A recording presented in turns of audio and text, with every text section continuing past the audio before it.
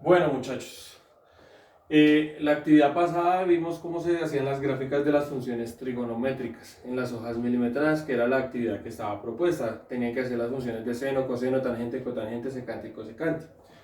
Hoy vamos a ver lo que es características de esas funciones trigonométricas. Ustedes no van a tener que hacer las gráficas, van a tener que aprender a sustraer las características de las funciones de las gráficas que ustedes tienen.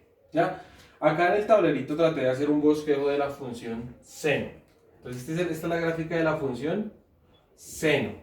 ¿Sí?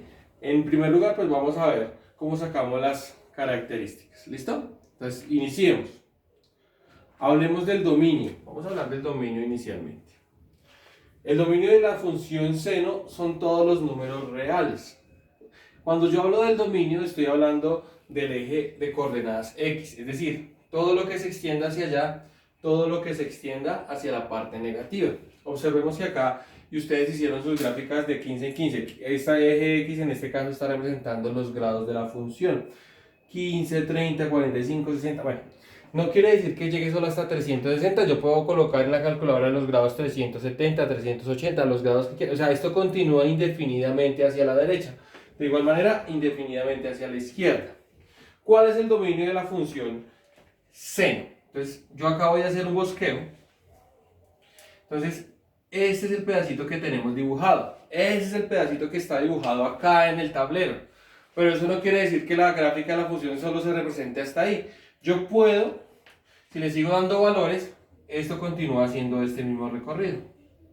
Y si yo me voy para el otro lado, continúa haciendo este mismo recorrido. Fíjense que la parte en rojo, que está en rojo, es la parte que está acá. Pero eso no quiere decir que sea, digamos, que sea la única parte que se va a quedar dibujada. Yo puedo extender mis valores tanto a la derecha hasta infinito como yo quiera, pero también lo puedo extender hacia el lado izquierdo tanto como yo quiera. Si ustedes se fijan, es como si quedara una cuerda continua. No hay corte, sino es continuo. Al ser continua, al nunca desprenderse, al ser continua, yo puedo decir, es que el dominio se extiende tanto a la derecha como a la izquierda. Cuando eso sucede que se extiende tanto a la derecha como a la izquierda, quiere decir que está tomando todos los números a la derecha, todos los números a la izquierda. En ese orden de ideas yo podría decir, resumiendo, que su dominio son todos los números reales. Son todos los números reales, se representa con esta R. Ese es su dominio. ¿Por qué? Por lo que les acabo de hablar, ¿vale? El rango, vamos a hablar ahora del rango. En el rango hace referencia al eje vertical, es decir, qué tanto sube esta función y qué tanto baja esta función. Si ustedes se fijan en sus gráficas y acá en el bosquejo que les acabo de dar, se podrán dar cuenta que esta gráfica alcanza una altura máxima, por decirlo de alguna manera, hasta el número 1 y una altura mínima hasta el número menos 1 y al 1. Entonces, ¿qué quiere decir? ¿Cuál es su rango? O sea, hasta dónde alcanzo a subir. No alcanzo a subir sino hasta 1. Entonces, como yo no alcanzo a subir sino hasta 1, ese va a ser mi punto más alto, en el eje Y. En el eje Y, en la parte de abajo, ¿hasta dónde alcanzo a descender? Hasta menos 1. Entonces yo podría decir, ya se podría decir, es que esta función solo se mueve desde menos 1 a 1, no se sale de ahí. O sea, ese va a ser su rango. Su rango de movimiento va a estar entre menos 1 y 1.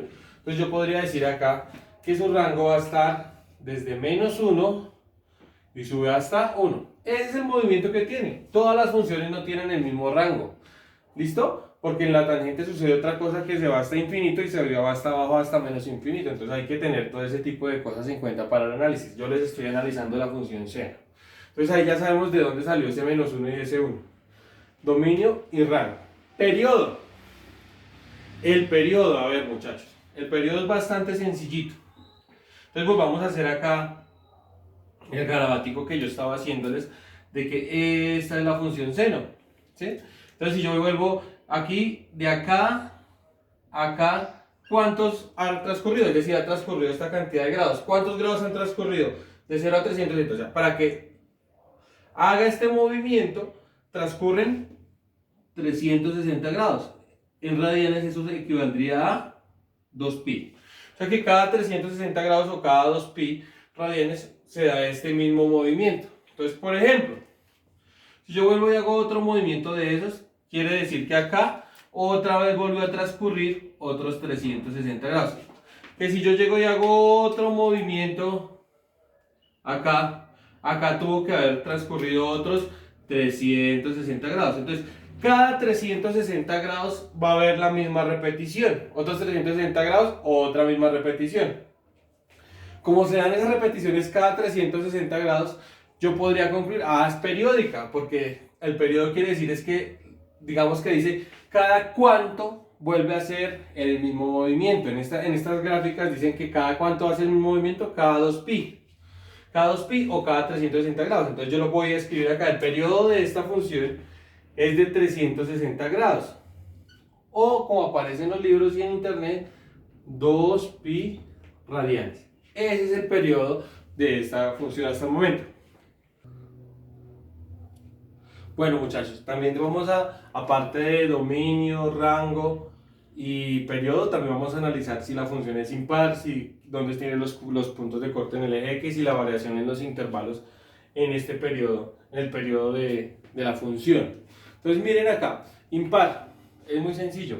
Una función es impar si es simétrica a su origen. Entonces, el origen es este, que es el origen del plano cartesiano. Entonces, hagan de cuenta que ustedes le dan la vuelta para acá, hagan de cuenta que cogen esto como si viniera para acá, y luego le dan la vuelta hacia abajo, ¿cómo quedaría? Entonces, si ustedes le dan continuidad a esta función, va a quedar acá así, ¿cierto? Entonces, imagínense, esto sí ya es cuestión de utilizar la imaginación. Entonces, ustedes le dan la vuelta para acá, y luego le dan la vuelta hacia abajo, y se verifican si continúa la función. Entonces, yo les hago acá un grafiquito pequeñito, para que me logren percibir. Entonces, este es el origen. Esa es la función que está dibujada ahí. Entonces, si yo le doy continuidad, démosle la continuidad normal a esta función. Esta es la continuidad normal a esta función, acá también, eso ya lo habíamos hablado.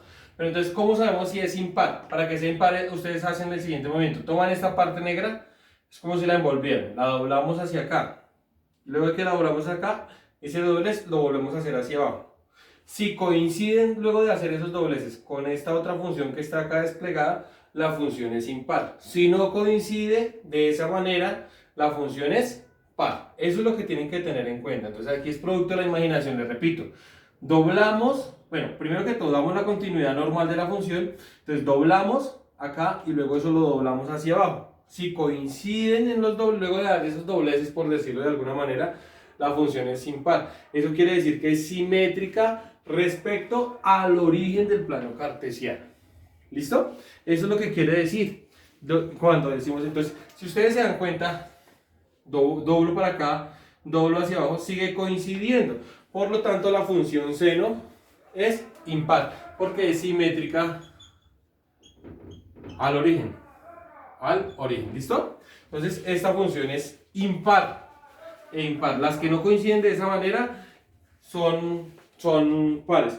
Un ejemplo para que sea par, para que sea par usted coloca, un ejemplo le voy a hacer acá otra vez. ¿Cómo saber si es par o impar? En esta que es impar, esta ya la sabemos. Entonces, para que sea par, usted simplemente tiene que hacer de cuenta que coloca un espejo acá. Acá. Esta función, ¿cómo se reflejaría en un espejo? Entonces, si yo coloco un espejo acá, esta función se reflejaría de esta manera.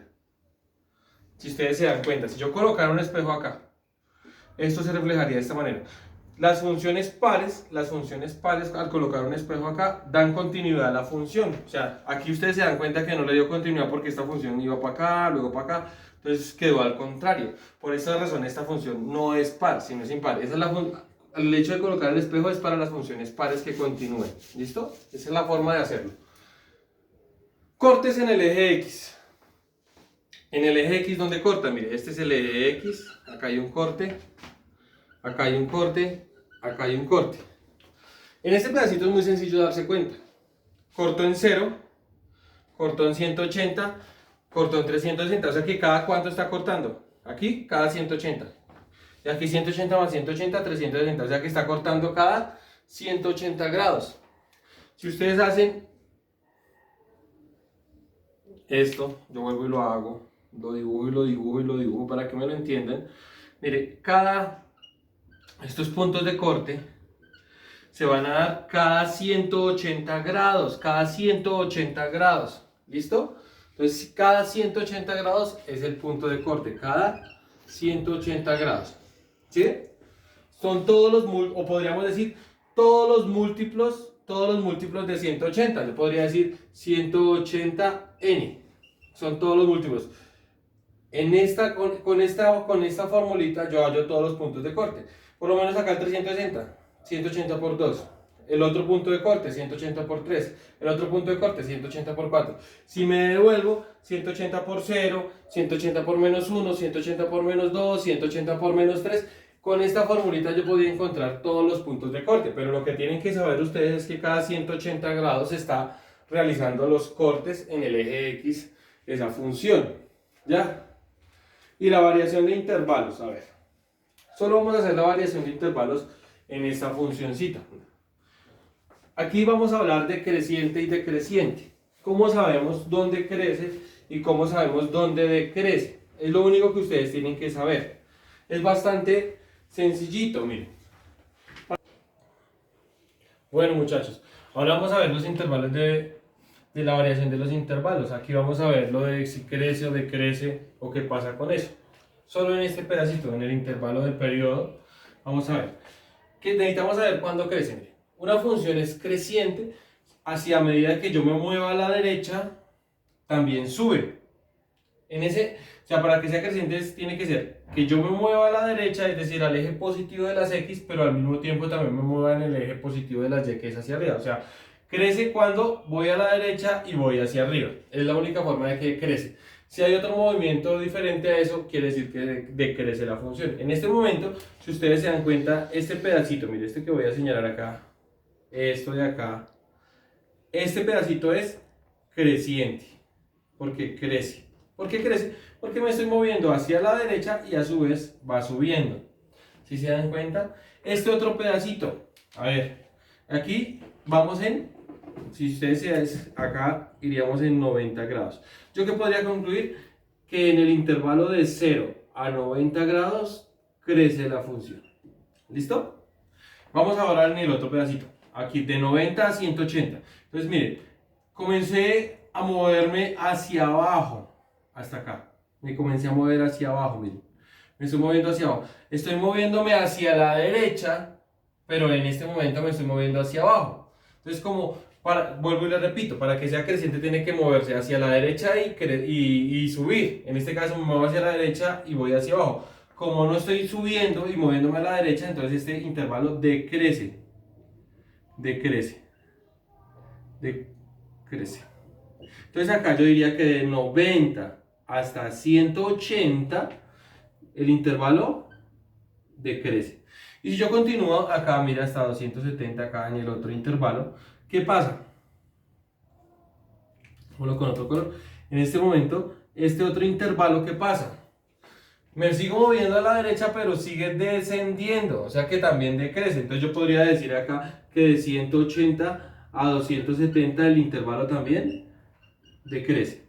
Y nos queda el último intervalo que va de 270 a 360. Entonces acá mire, comencé a subir, pero también a moverme a la derecha. Entonces en este momento este pedacito también crece. Entonces acá yo podría decir que de 270 a 360 el intervalo es creciente, crece. Entonces veamos el análisis que yo le acabé de hacer a toda esta función. Entonces esto que les acabo de analizar de esta función es lo que a ustedes les corresponde hacer con cada una de las otras 5, con coseno, con tangente, cotangente, secante y cosecante. Esa es la actividad a la que ustedes tienen que hacer. Entonces detenerse en estudiarlas de esta manera. Entonces acá, en resumidas cuentas, ya sabemos pimpar, tienen que hacerle primero hallar el dominio. En esta función el dominio ya recordamos que son todos los números reales. El rango, en esta función ustedes ya recordamos que va desde menos 1 hasta 1. Y también el periodo. El periodo ya sabemos que va de 0, es de 360 grados, cada 360 grados es este periodo, o en su defecto se escribe 2pi. ¿Listo? Entonces miren las cositas que tienen que analizar. Dominio, rango, periodo, si la función es impar o par, los puntos de corte en el eje X y la variación en cada uno de los intervalos de su periodo, de las gráficas que ustedes ya tienen hechas. No tienen que hacer las gráficas, solo tienen que hacer los análisis. Entonces, esa es la actividad. Muchas gracias, muchachos.